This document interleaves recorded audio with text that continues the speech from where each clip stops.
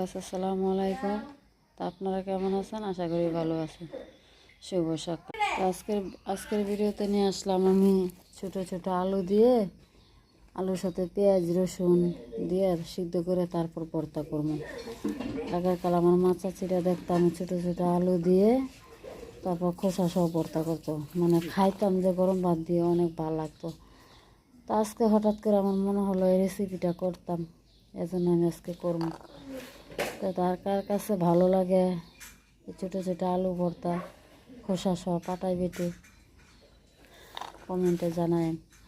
আর আমি খাই নাই, আগে খাইছি কিন্তু ইদানিং খাই নাই, আশা করি ভালো লাগবে।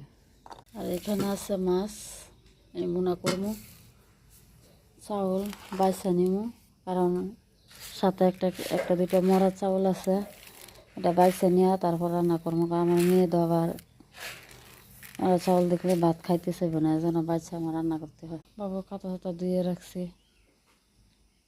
আর দেখেন আমার ছোটো মেয়েটা একদম ঘরে বসা রাখা যায় না, এই যে কী করে, ওরে নিয়ে আমি কাজই করতে পারি না। বারান্দায় একটু বসাইলে তারপরে তো ছুটে যায় বাহিরে, ওইরা করে না, ব্যথা হয়। এদিকে ঘর দেখেন এলোমেলো হয়েছে, এখনও গুছাইতে পারি নাই, প্রচুর আমার বড় মেয়ে গুছাইতেছে।